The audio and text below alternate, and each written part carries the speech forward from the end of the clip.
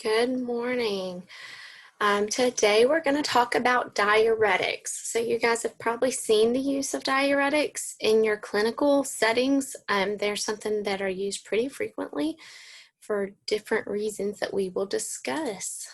So here we go. So a couple of the main reasons that we use diuretics. One is going to be to drop your blood pressure. And we'll talk more about different types and all, but so basically you'll excrete more sodium and then water is going to follow that. So with less fluid volume, you're going to have a decrease in blood pressure. It's also used for edema in cardiac patients, renal patients, and sometimes with liver dysfunction also. So cardiac, renal, or liver in origin, and that excess fluid volume, it will be used to get rid of some of that edema. And then it's also used to help with fluid volume overload, like with pulmonary edema or fluid back up into the lungs, or increased intracranial pressure, or same with fluid back up into that intracranial cavity. Diuresis is the term that we use, meaning that we're having increased urine flow by inhibiting sodium and water reabsorption. So that's just the term that we use when we've inhibited sodium and water reabsorption in the kidney's tubules, and that has led to increased urine flow. We call that diuresis. Excuse me. I'm going to get my pen out here. So we've got here the anatomy of this kidney tubule. So most sodium and water reabsorption happens throughout that the renal tubule segments, either proximal, which is here, is proximal tubule, the loop of Henle, and the collecting tubule. So here's the loop of Henle, and here's this distal tubule and the collecting tubule. Okay, so we've got different diuretics work in different places. So normally about 99% of the filtered sodium that passes through the glomerulus here, it'll get filtered out, but normally 99% of that sodium gets reabsorbed into the vasculature somewhere in this system. It gets taken out in the tubule, in the glomerulus, but then it gets reabsorbed back into circulation somewhere in here. It happens, the more proximal it is, so the closer to this glomerulus, the more sodium gets reabsorbed back into the bloodstream. So what happens is with the use of diuretics, we block that reabsorption of sodium back into the bloodstream, and it gets excreted then. It stays out and gets excreted. So here you'll see these osmotics that work up here, because they're the closest to that glomerulus. That's where you're going to get the strongest effect. Next up, we've got the loop. So we've got loop diuretics like furosemide, which is one I'm sure you guys have seen. Especially, I hope you are a little bit familiar since it is on your common lab list. And then lastly, we come over here to the thiazides are going to be distal tubule, and then the potassium sparing is going to be over here in the collecting tubule. So these are going to be a little less potent as far as the amount of sodium reabsorption that they're blocking.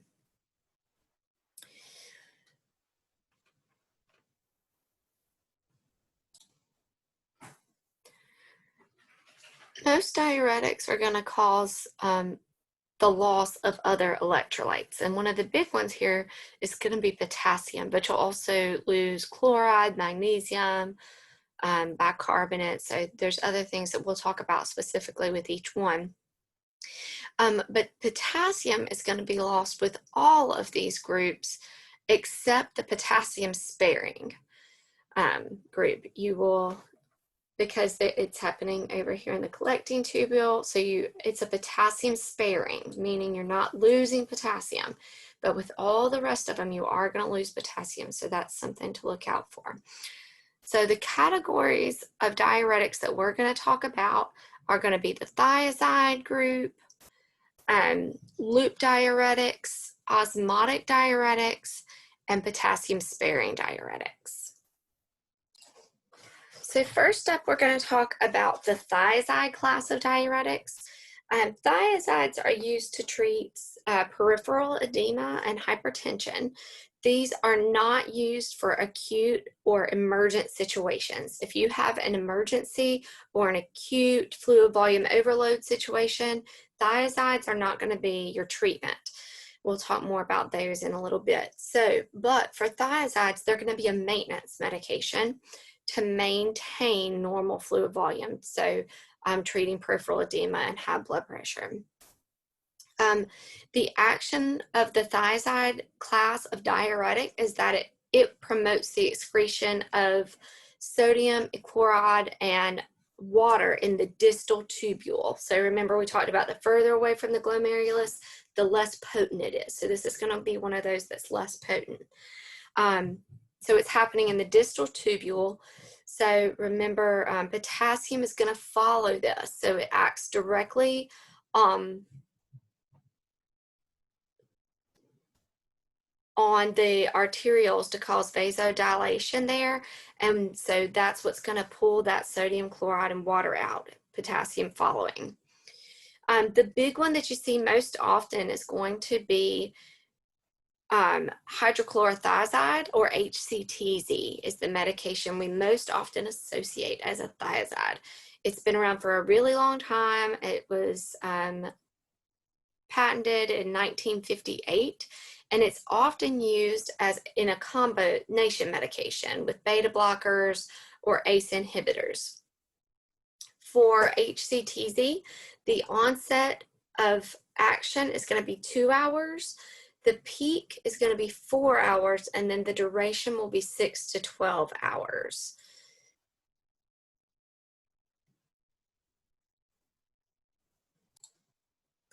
So with the thiazide class, while it will decrease your sodium and potassium levels, it increases the reabsorption of calcium and can affect glucose tolerance.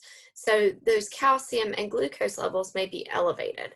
So your client is going to need to have normal renal function to be able to take this medication. You need to be careful with diabetics because of that glucose tolerance and that it can affect glucose levels.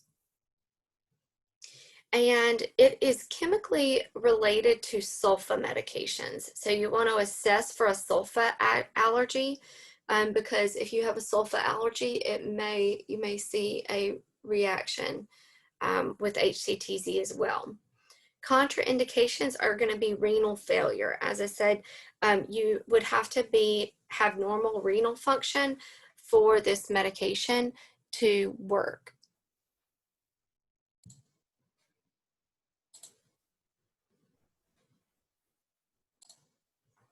Okay, so let's talk about some nursing considerations with thiazide administration.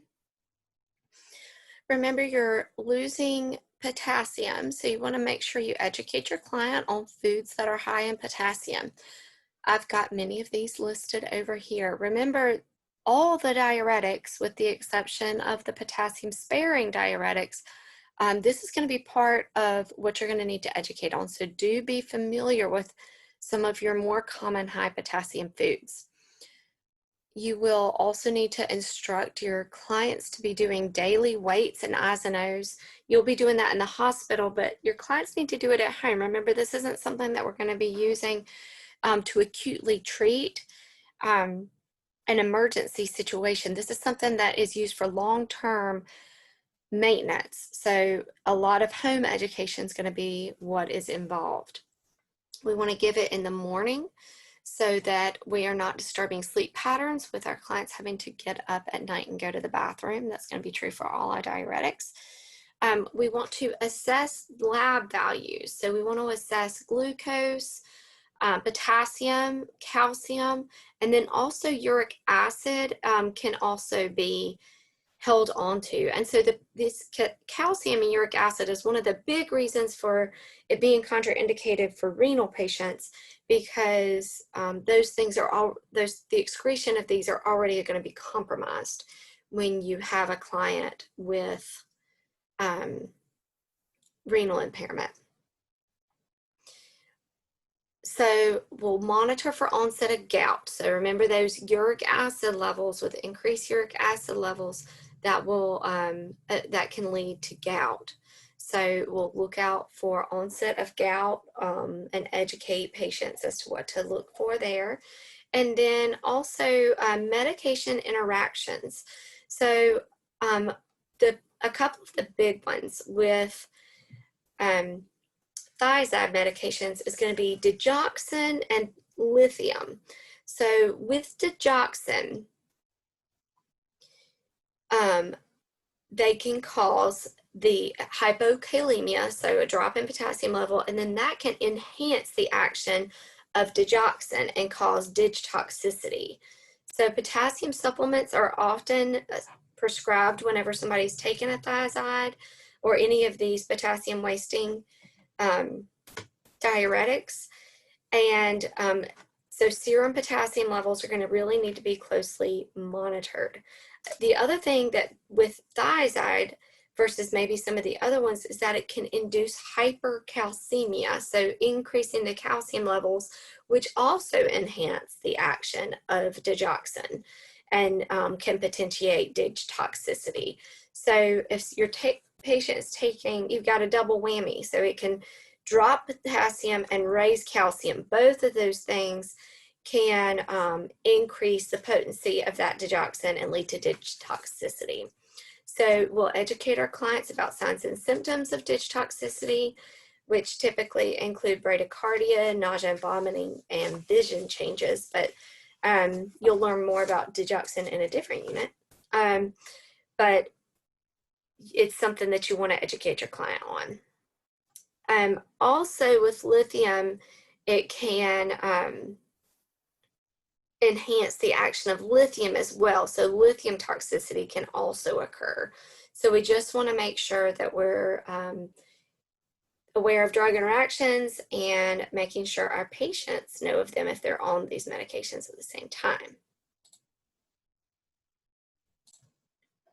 Okay, so let's look at a client scenario. We've got a 55-year-old female with a diagnosis of high blood pressure, and she is receiving hydrochlorothiazide 20 milligrams PO daily. So what are some assessments that we want to do for this client? What are some focused assessments that we may want to do? I'll give you guys a second to think about that.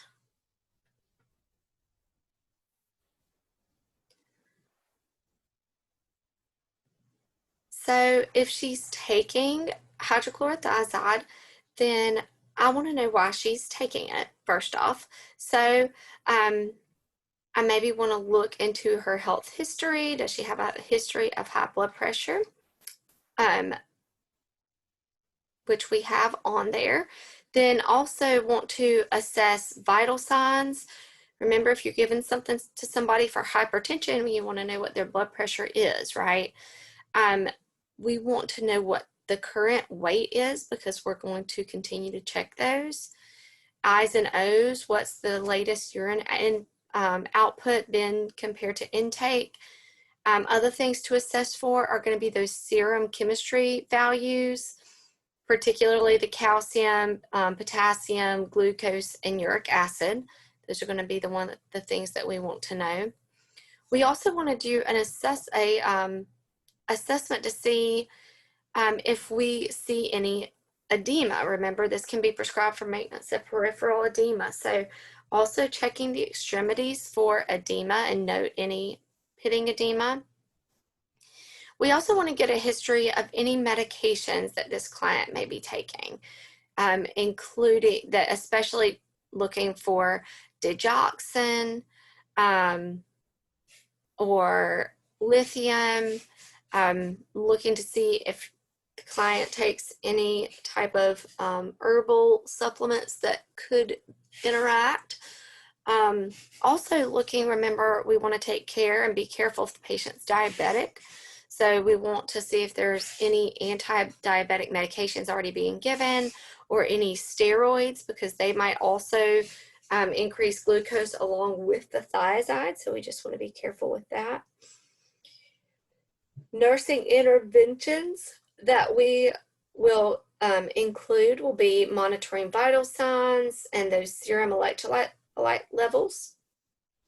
Also, being aware if the patient is taking digoxin or lithium, to be particularly careful. Observing for signs and symptoms of hypokalemia, like muscle weakness or cramps or cardiac dysrhythmia. We want to monitor daily weights. Remember, a weight gain of 2.2 pounds is equal to 1 liter of body fluid. So we'll want to keep up with daily weights and make sure that not too much fluid is being put on. And then we want to make sure we're educating our client about all those things and their potassium diet, make sure they're taking it early in the morning.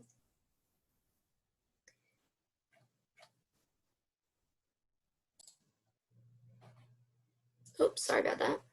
Went too far, didn't I? Okay. What's that? And then remember, with everything we give, we want to evaluate the effectiveness of the medication and of the drug therapy. So for this client, we're going to monitor their blood pressure, see if the edema has been reduced, and then we're going to watch those blood chemistry values to make sure that they've stayed within normal limits. Okay, so let's talk about loop diuretics. Loop diuretics are used for edema and fluid volume excess, hypervolemia. So they are not used really to maintain a healthy blood pressure. They're not used for maintenance or antihypertensive. They are used to remove excess fluid. And loop diuretics are something you will see used in emergent situations. So when a client comes in with an acute congestive heart failure exacerbation, or has acute pulmonary edema and that fluid back up in the lungs, Lasix or furosemide is often what you're going to see. So these loop diuretics are used for emergent situations, and they're really used to just control fluid volume. So the loop diuretics act on that loop of Henle, and they block the reabsorption of sodium.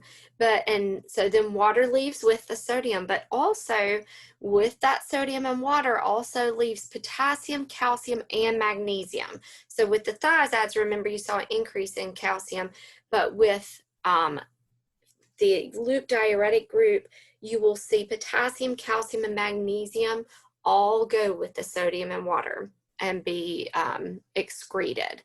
So the other alterations in lab values that you'll see with loop diuretics is that they can affect the blood sugar and increase uric acid levels. So you may see that increase in blood glucose or increase in uric acid. As I said, these are stronger. Remember that these loop diuretics are from the glomerulus, then you go to the proximal tubule and then into the loop. So they're really proximal and closer to that glomerulus, so you have a stronger effect. They will block a lot more sodium reabsorption than what you see with the thiazide group. 2 to 3 times more sodium reabsorption is blocked than in the thiazide group.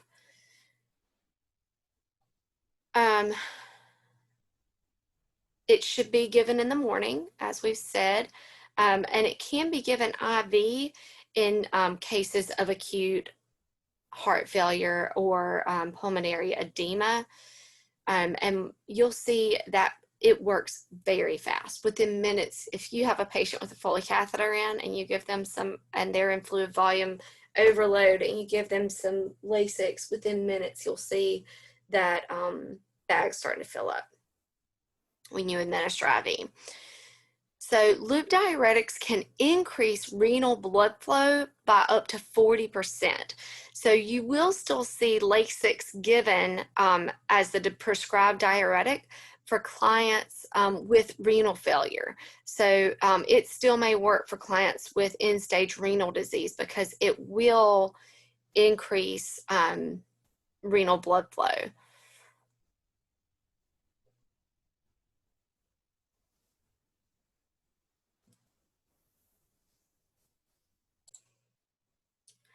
So cautionary use with loop diuretics. They are okay to use with renal impairment, but you may still want to be just cautious, but they are okay to use with renal impairment. They, just like the thiazide group, are similar to sulfa in their makeup, so you will still assess for a sulfa allergy. And then again, remember with the digoxin, it's that hypokalemia that leads to the digitoxicity. So we will continue to assess for digitoxicity if we've got somebody who is taking digoxin in addition to Lasix, which is something you see pretty frequently since they're both used to treat things related to heart failure. So if you are giving Lasix IV, you will not give it any faster than 20 milligrams a minute. IV Lasix has to be given very slowly, no more than 20 milligrams a minute. So if you're giving 40 milligrams, 2 minutes. If you're giving 80 milligrams, 4 minutes. No faster than that. If you do it faster, it can cause ototoxicity, and so it can cause permanent or transient hearing loss. And I have seen this happen before. In my very first job as an oncology nurse, we had a patient who had severe heart failure, and she got IV Lasix pretty regularly, and it was being given incorrectly, and she did lose her hearing after multiple doses of Lasix being given too quickly. So do not do rapid IV push of furosemide.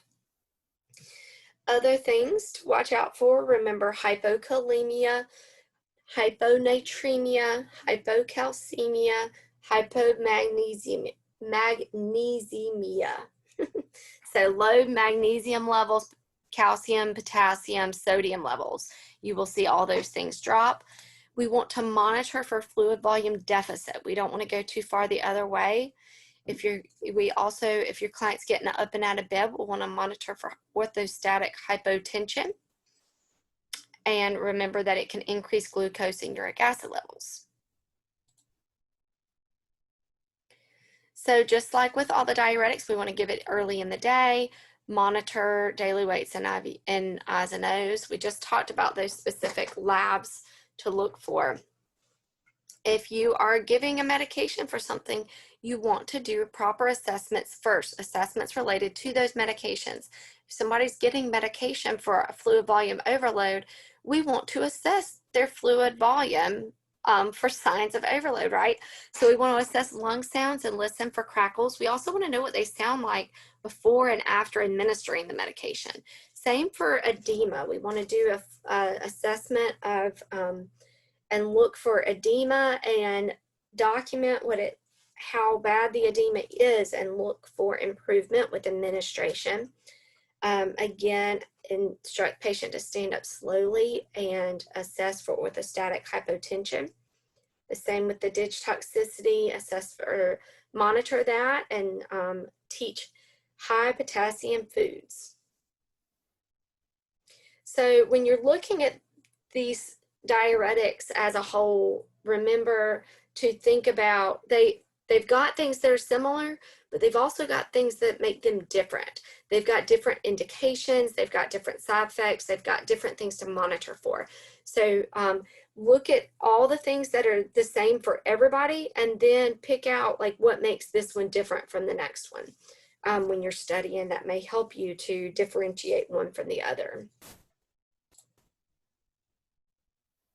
Okay, so we've got now a scenario for a client coming in admitted with heart failure. So based off that, what do we want to know? What kind of things do we want to assess for?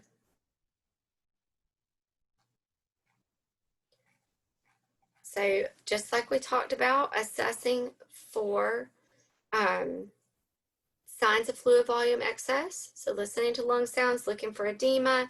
We want to check their vital signs. We want to know what all those labs we talked about earlier, calcium, magnesium, potassium, sodium, are before we administer loop diuretics.